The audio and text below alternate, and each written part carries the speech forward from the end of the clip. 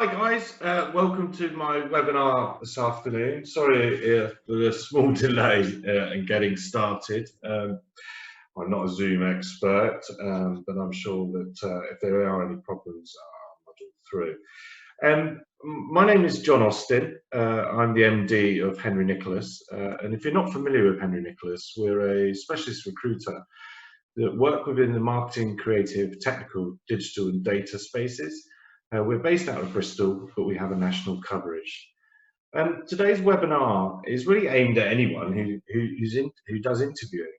It would be a good refresher for experienced interviewers and is a good solid framework for ad hoc interviewers or those new to interviewing.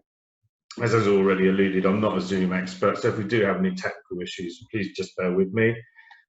You'll see that you're currently on mute and will remain so for the course of the webinar, but there will be a Q&A at the end, and I would encourage you to put your questions in the comments box below, and then I'll sort of answer those at the end. Obviously, as we're all familiar, Zoom kicks us out after 40 minutes. I don't envisage this actually going on longer than 40 minutes, but if we do, just click back on the link and we can kick off where we left off. I need to let you know that this is being recorded and will be placed on our YouTube channel. I hope that's not too much of an issue for you. And I want to let you know that all the slides will be available and I'll email them out to you personally as well. Okay, so let's kick off. What are we going to actually be looking at today? So get the technical stuff right. Okay, so we're going to be basically looking at why do we interview. It's a good thing to remind ourselves actually why we do it. And we're going to looking at working with job documentation, the job documentation you need to be able to come up with your interview questions and to make sure that you're unearthing all the information that you require from the candidate. How to structure an interview, the different types of structure, and I recommend a preferred structure type. Then we'll be looking at questioning types, questioning skills, and funneling. Okay, so why do we interview? Well, what I've given you here is an academic definition of why we interview, but it actually is a really interesting definition. And what I've highlighted here in red is these messages shape the way people go about their jobs if they're recruited. When you're interviewing somebody, you're getting them at a time when they're really susceptible to the messages that you're sending about the organisation and the job. And it's these messages which set the expectations for the candidates when they actually start the role. So it's really important to go about the interview in a very professional and consistent manner. Another number of reasons, it's a mutual preview, obviously, an opportunity to meet face-to-face and exchange information. Obviously, the interview is very much a two-way process. It allows us to assess a candidate against predetermined criteria to see how they would perform against in the role. And most importantly, it provides candidates with details of the job and the organisation so that they can make an informed decision whether the role is right for them. And to create goodwill for the organisation. It's about employer branding. What we're looking for, even if a candidate is unsuccessful, for them to have a good experience and to leave that interview with a good impression of your organisation. So as I said, it's a bit of a recap. When I'm interviewing, I look for three things. I'm looking to see whether a candidate can physically and mentally do the job. Do they fit the culture? When I talk about culture, I mean the way we do things around here. And do they want the job? This isn't just whether I'm going to get this person to accept the job if they're offered it, but it's whether is this job right for them. A lot of candidates will go to an interview in interview mode. The key thing for them is just landing the job, getting the job. But actually, during the course of the interview, you may actually uncover areas that make you wonder and question whether the candidate actually really wants this job. And they may not be aware of these either, and a good interviewer will point these out. Is this really going to get you to where you want to go? So it's a really good one to look out for. Okay, so what to prepare before an interview? basically there are three main types of job documentation, and we'll go through each one of these. The first one, obviously, job description. Second one, person specification. And thirdly, the competency framework. But before you get to a job description, if you don't already have a job description, then you need to go through what we call a job analysis. I'm not going to go into this in depth now, but this is really to look at the job, match the skills to the job tasks that are required. But most organisations will have job descriptions, but not necessarily person specifications and competency frameworks. So I'm just going to work through those with you now. A job description is basically a detailed description of the role. It should include all the responsibilities, objectives and requirements, but I've made a list there of the things that you should look for to include on your job description. Job descriptions allow potential employees to gauge their skills against those needed for a particular role, and also they're there to enable a business actually to screen out job applicants or screen in job applicants. Hiring managers often find it difficult to allot the necessary time to create job descriptions and job competencies from scratch. So a lot of the time we find that people are relying on existing or outdated job descriptions to hire new employees. And this is a real big mistake, because an outdated job description may also mean outdated competencies. And these are what you're going to actually be interviewing the candidate against. So I urge you to, when you are looking to interview, make sure that you've gone back through the job description. Is that still relevant? Is that what you're looking for? And almost certainly if you're in a larger organisation, when you're maybe picking up a legacy management role and the job description's been written 1, 2, 3 years ago, in this world's change, things change so quickly. So make sure that you go back through that job description. Is that right? Is that what you're looking for as an interviewer? Then the next piece of documentation we look at is a person spec.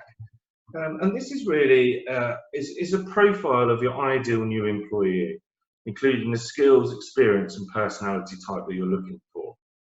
And I've listed the types of things that you should be putting into your person specification there. It's basically the person specification combined with elements of the job description which enable you to build the competencies you require for the role. And it's these competencies that you need to interview against. So competency frameworks, there's a bit of an outline or sort of, again, definitions of what a competency framework is. But basically, a competency framework define what looks good in any given role. And competency will tend to fall under one of three areas. A behavioural competency is how and what behaviours can a success be achieved with. A technical competency, the skills and knowledge required to do the role. And one that people forget is the results competency. What is the actual outcomes of their work? And these are the sort of most commonly adopted competencies in UK organisations. And I'm sure you will probably recognise some of those. If you read down that list, you can see that some of those are going to be behavioural, some of those are technical, and some of those are results orientated. But what is a competency framework? Well, here's an example I've taken. I've used collaborative. So the first thing you need to do when you're building a competency framework is actually define what you mean by that competency. Or if you're in an organisation that already has competency frameworks, make sure you understand what that organisation defines for that competency. In your head, you might have one definition of a word, but your organisation might have another different meaning for it. Once you've understood what the definition is, you need to look at the levels. And this example has given us 5 different levels, from level 1 being the lowest to level 5 being the highest. And depending on what level the person is coming into the organisation will depend on the level of competency that you're looking for. There's no point asking someone who we only need a level 1 competency in collaborative level 5 questions. It's not necessary. So once you've built out your framework, then you can start to look at what that means within each level. And then once you understand what that means within each level, then you can start to build out your interview questions depending on the level that they're at. One of the key things also to look for is negative indicators. What is a negative indicator for this business or this role? What is it we're not looking for? Sometimes that's forgotten a lot of the time. It's a really important part of the competency framework. So you basically devise your question for each competency you're looking for at the right level. And as I said, you may already have these in place in the organisations that you're working for, but it's the understanding and the agreement and how these competencies have come about that is important. Competencies tend to look back at how does this business want to perform, what types of competencies are required to get to that level of performance. And too often you find interviewers asking competency-based questions without really understanding and knowing what a good or bad answer is. So this is where you're going to get your questions from, to implore you to understand and realise what level you're looking for. So basically, in summary, you require a job description, a person specification in order to build and understand the competencies required for the role. And it's from these competencies that you start to devise your interview questions. Okay, so what we're going to do now is we're going to move on to structure. And this diagram here is called the structural continuum. But basically, this is the types of structure that you can have for an interview. So on the far left, you can see that you've got the unstructured interview. And then right at the other end of the continuum, you've got the structured interview. And we probably all experienced an unstructured interview. No preparation, decisions tend to be made on intuition, there's no real flow to it, and this often can result in a bad hire. And the type of interview that you get here tends to be a biographical interview, although you can have structured and focused biographical interviews. Most unstructured interviews, or all unstructured interviews, tend to be biographical. And then if we go right to the other end, we're looking at the structured interview. And these tend to be very rigid, predetermined set of questions used for each candidate. All the questions are derived from the competencies in the job description, which is great. But what happens here is the interviewer is basically asking one question after the other, after the other, and it's not really getting to know and understand the candidate. And often a candidate will come away from a fully structured interview not being any wiser about the organisation or the role that they've just been interviewed for. So I advocate the sort of semi-structured focused interview that we'll get to. But structured interviews do certainly have their places. They're used for sort of high volumes of recruitment, or can often be used as a first interview, telephone interview, or these days a Zoom interview. But I'm a big advocate for this sort of focused, semi-structured interview face-to-face. This interview makes use of the advantages of structure, in the sense it's a valid interview, it's a reliable structure, because you've used your job documentation to build out the competencies. But what you do is you acknowledge that what is taking place here is a social interaction, and it's very much a two-way conversation. And it allows for a lot more flexibility. The interviewer can exercise discretion, in essence, in the sense that you can flit quickly between sort of biographical questions, competency questions. You can use probing to kind of find out more information, but you're not being robotic in your questioning. So, for instance, if during the course of the interview a candidate had already demonstrated to you that they've got the competency at the level that you're looking for, but you haven't had to ask that question, you don't need to repeat that, because you're using your skills as an interviewer and recognise that you've got the information you require. I hope that makes sense. Competency-based interviews, this is a term that we often get heard, and I said to you, most of these tend to be structured, but really a competency-based interview is any kind of interview with a structure to it. Because the structure comes from looking at the job documentation, understanding your competencies and the levels that you require, and then questioning against that. And although I said earlier the biographical interview is generally unstructured, you do come across some structured biographical interviews. The biggest problem I have with this is it's very difficult to compare candidates when you're doing a biographical interview, and as I said, intuition tends to take over. So it's a lot easier to use what we call the backward-looking interview or the forward-looking interview. And these terms might not be familiar to you, but if I were to translate them into normal language, the backward-looking interviews tends to be the behavioural interview, when you're looking for a candidate to give evidence of what they've done in the past. And a forward-looking interview tends to be a scenario-based interview. Tell me what you would do if a client did this, etc. So basically, how can we structure? So in advance, you've got your competencies, you understand the levels that you're working at. So you design the structure for the interview. If it's said it is mass volume, you might want to try structured, but I would almost certainly recommend a focused semi-structured interview. And then shortly before, we understand what the structure we're going to have. We understand the questions we're going to ask to unearth whether these competencies are present. But then we need to tailor that to the individual candidate by looking at their CV, their application and experience that they've had.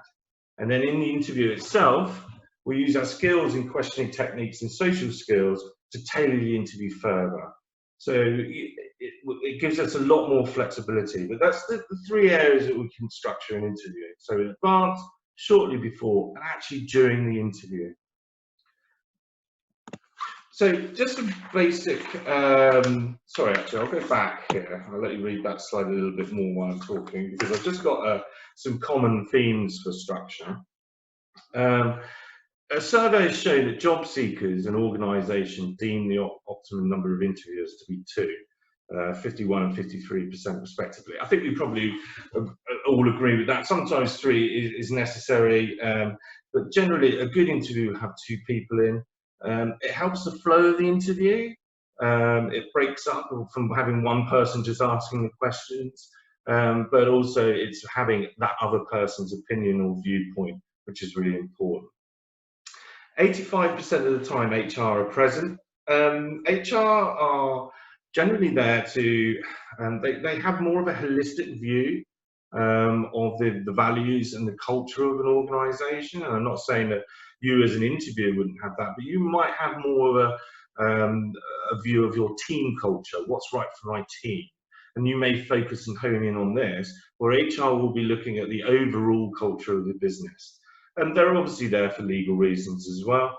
And HR tend to be experienced interviewers and are usually there to help you and guide you, especially if you're sort of new to interviewing. It is important to ensure you give a comprehensive overview of the role. I think I talked about this when we looked at a very structured interview. You need to make sure that the candidate has a full understanding of the role, and make sure you allow time for interviewees to ask questions, as well as giving the interviewee time to talk about themselves and how their experience is relevant. I have heard of situations where candidates have gone into an interview, I've had the feedback from them, and they basically haven't been able to get a word in edgeways. So they're coming away going, great, yeah, I love the sound of the job, love the sound of the organisation, but do they actually know how I can benefit them and add value, because I haven't really been asked any questions. So it's making sure that you're not too chatty, and it's very much a two-way process. And please remember that you're the person that is going to give them a flavour of the company and the types of people that they'll be working with. So here we go, just a few bits of housekeeping as well. I think these are important to remind ourselves about. Get the interviewee to relax. You're looking to get the best out of them. You're looking to hire. You want to find somebody who's going to be right for your team, right for your organisation. I use the term nail you to the wall. I don't believe an interview should be about nailing people to the wall. I think that's old-fashioned and out of date. In order to get someone to sell themselves and get the best out of themselves, they need to feel a little bit more relaxed. And we've all been in the situation. So a good interviewer will try to relax the candidate as much as possible.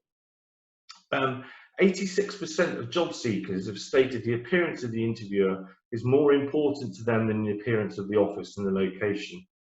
As I said earlier, you're representing your organisation. So the way that you look should represent your organisation too.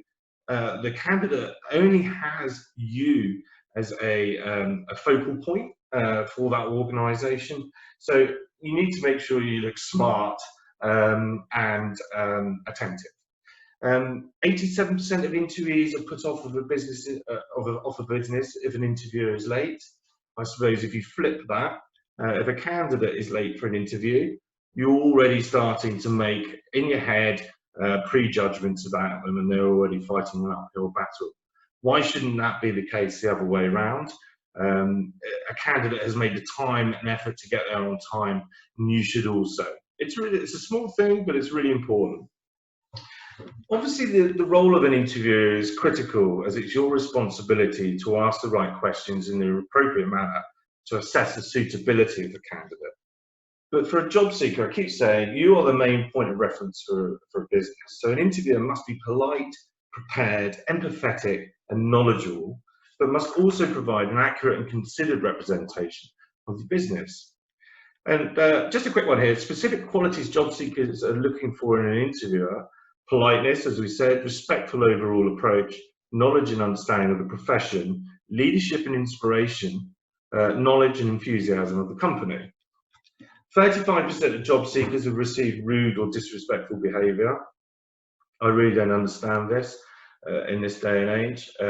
Obviously, some people may be on a bit of an ego trip. They feel that it's fun or whatever to be rude and disrespectful to candidates. Don't do it. It's not necessary. It's very outdated, and it has no place in the world of interviewing. And 32% of job seekers claim they've been asked irrelevant questions for the role. And this again takes us back to that job documentation, maybe lack of understanding of the competencies, lack of understanding of the job description, maybe an outdated job description. You've given a candidate an outdated job description, but you know as the hiring manager that actually this is the job now. And then you seem to be asking questions that don't relate back to your job documentation. So again, make sure everything's up to date. And 93% of job seekers accept and understand questions that put them under pressure. Yeah, of course, especially if one of the competencies is works well under pressure.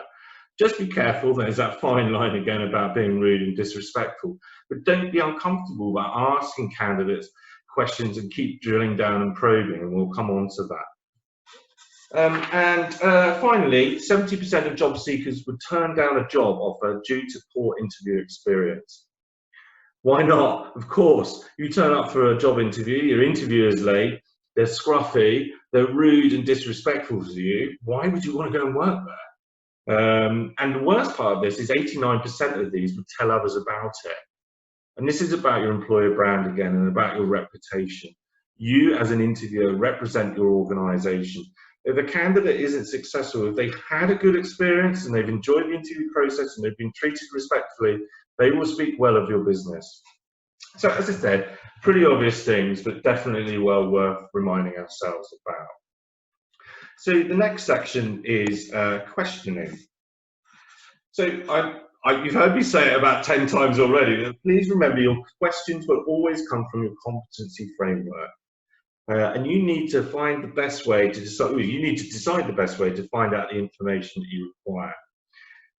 And we tend to use three types of questioning. So the behavioural question is, again, that backward-looking interview question where we're looking to gain evidence on the job seeker's previous experience.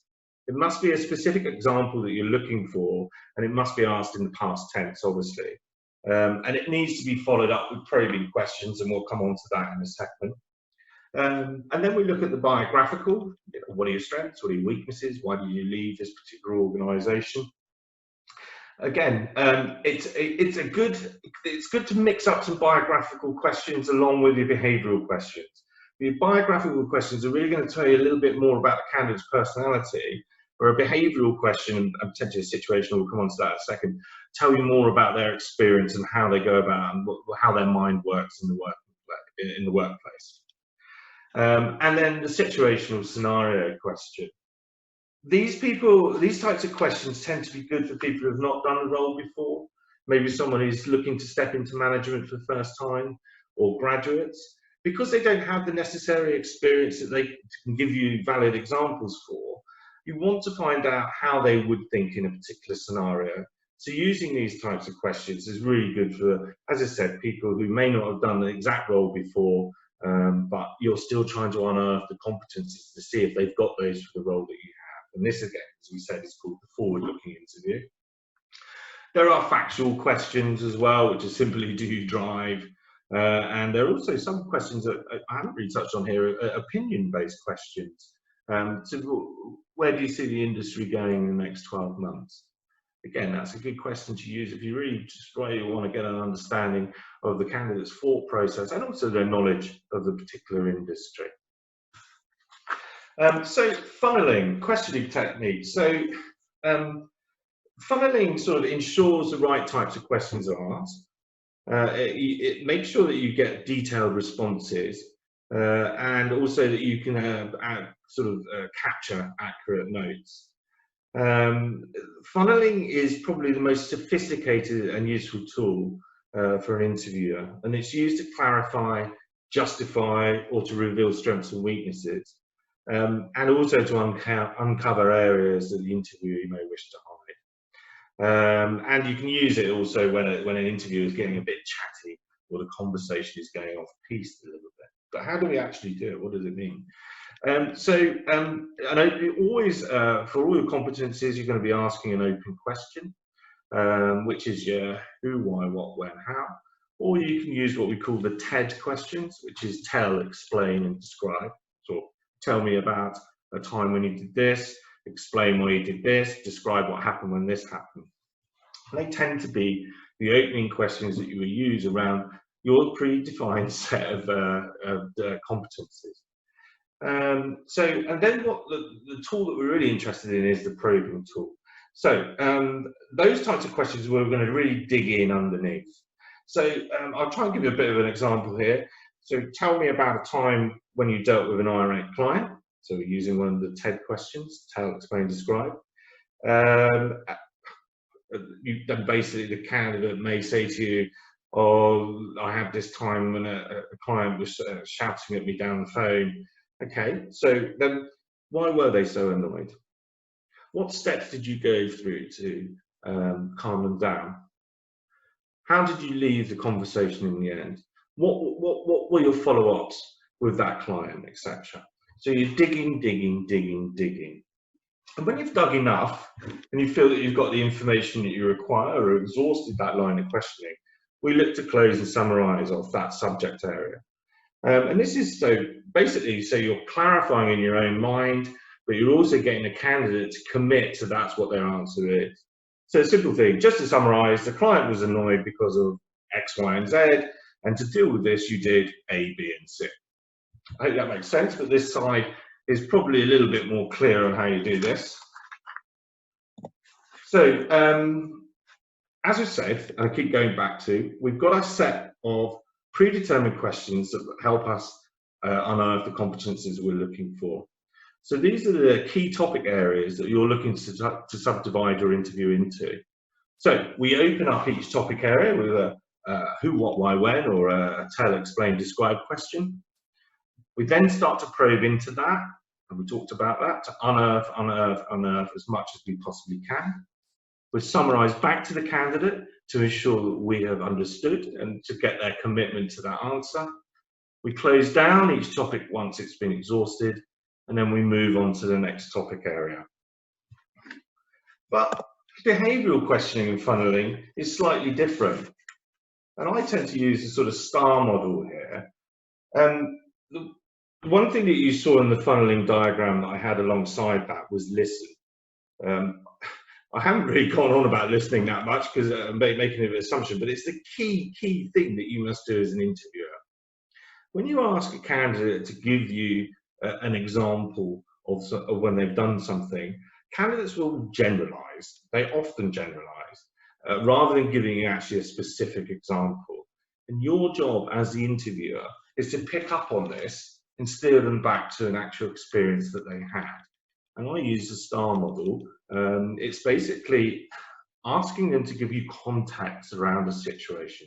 What was the actual situation? What was the context behind it?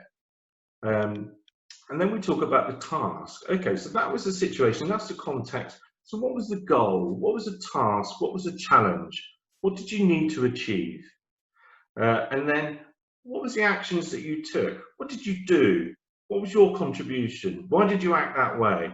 So often candidates will say, well, we, or the organisation, or as a team, this is what happened.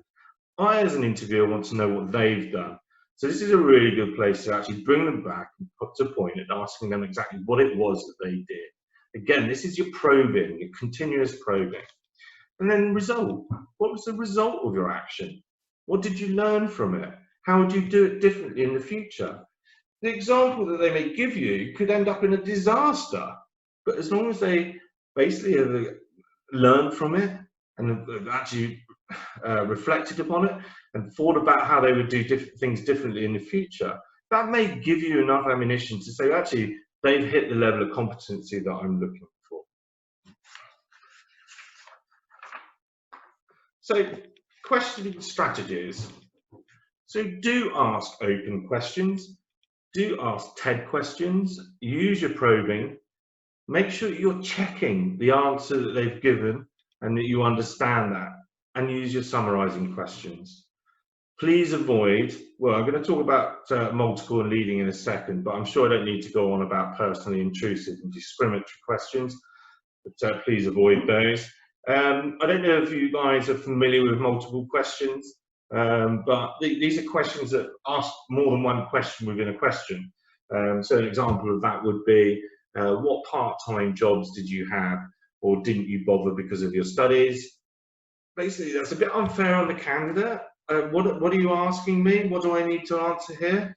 And really, how does that uncover a level of competency that you're looking for? Or did you pick up new skills in your last job, and what did you think of the culture? Again, it's a confusing question. And then leading questions is really suggesting the answer to a candidate. So things like, I wouldn't want to do that. Would you? Or the company has this philosophy. Do you hold this philosophy? It's a bit of a trap, really. Well, some interviewers use it as a trap. I don't think it's a fair question. I don't think it really has any relevance for what you're trying to achieve. Look back, job documentation, competencies, levels. This is what I'm trying to unearth. Do they fit this level? Do they fit this competency? Those are the key things.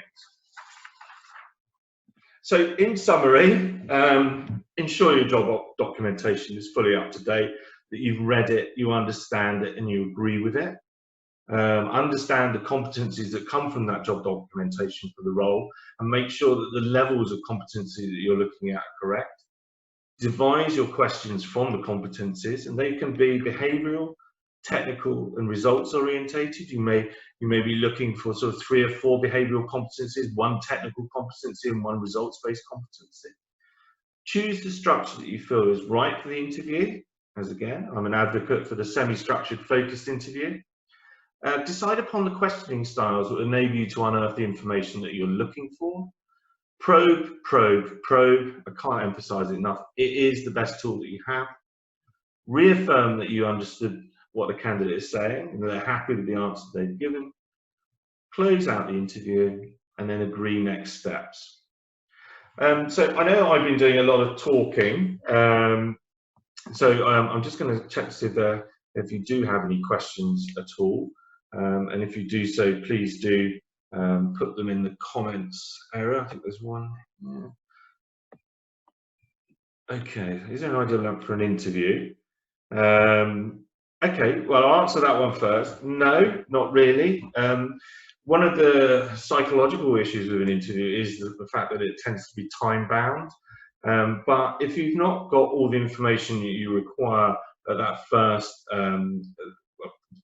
sorry, what I'm trying to say is don't be time bound if you have the time and the candidate has the time, just because it's meant to be an hour, etc. Use as much time as you possibly can to get the information you require. Sometimes you find in an interview that maybe the first 20 minutes of an interview is the candidate settling down and relaxing, and you know they take time to build into the interview. So I wouldn't necessarily say there is a set time. How many interview stages is the ideal amount? Well, I've got some clients who had 8, 9, 10 interviews. I think from a candidate point of view, a candidate sees 3 is probably the maximum. There's a real big issue between candidates and clients and the interview process taking too long. It really does put candidates off. I would say a maximum of 3 interviews. If a first interview can generally be a bit of a sift interview, a second interview is really getting down to the crux. And then some people may want to bring someone back for a third interview to do a task or a presentation, etc. Well, I wouldn't say any more than 3. Okay, and is it good practice to give feedback at the end of the interview versus giving feedback once the candidate has left the interview? Some candidates will ask, and almost certainly in sales, they will ask if they're any good. They'll want to try and close you out. So it really does depend. It's a difficult one, really, because if a candidate isn't right and it quickly becomes obvious that they're not right, I'd almost sort of bring the interview to a quick end and then give them the feedback as to why that's the case. It depends on the candidate's situation as well. If they've got lots going on and you're really keen on them, it's always a good idea to kind of let them know that you're interested. I suppose the safest bet is to sort of talk to them about next steps and then sort of discuss feedback over the phone or by email. It depends how the candidates come to you. If they come through an agency, you may feel more comfortable talking to the agent. But good practice or bad practice? I couldn't be drawn on that one, really.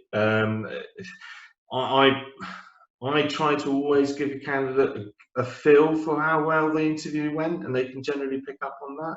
I've never really thought whether it's good practice or bad practice. I might look into that one for you. And Steve has asked, okay, so how much attention should I pay to online personality tests when I'm interviewing? Okay, so my personal opinion is a personality test supports your judgment and your views, and it shouldn't drive your decision. They are there to kind of reaffirm what your thoughts are, as opposed to being a tool to kind of sift people out. There are occasions when something might come up in a personality test that kind of makes you think, but I don't believe that they're designed to kind of have someone say yes or no. I think they're really, and I'm going back a long time when I used to do these at Pirelli. We used to actually, well, my first sort of boss, the HR director there, said to me, no, these are supporting your viewpoints. And they're really, a personality test can be used to say, actually, if we hire this person, this is maybe areas that they need developing in. But a good interviewer should be able to recognise those as well. Let's see if we've got any more. I hope that answers the question. Okay, sorry about this technical issue here from me. Oh, Andy. Okay, what are my thoughts on competency-based interviews? When's the best time to take the approach? Well, I think I've pretty much covered that. A competency-based interview is basically any interview that has some form of structure to it. Competencies are important. All interviews should be interviewed against competencies. But where I do feel they fall down is when they're completely structured and no personality it comes across from the interviewer, or you don't give the candidate any kind of insight into the role or the organisation. The best time maybe to take this approach, as I said, is when you're doing mass recruitment for large volumes, or when you're kind of using it maybe as a first interview screening. But a competency interview is just a structured interview of some form, or a semi-structured interview, which uses competencies to try and discover whether the person that you're interviewing has the skills and behaviours and technical skills or the results-oriented skills that you're looking for. I hope that answers your question. Do we have any more questions? Nope. I think we're done on that.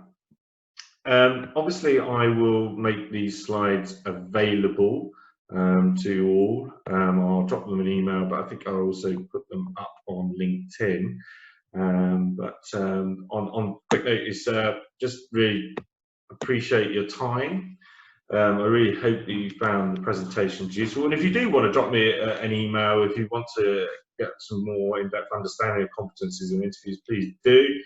Just a quick reminder, please do follow us on LinkedIn. We're continuously putting content up.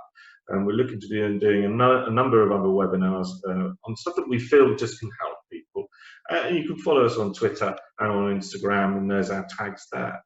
But just quickly, just thank you so much for attending today. I hope you've got some information that you can take away and use. As I said, if you need any further details, please do come back to me. Have a great rest of the day. Many thanks. Bye.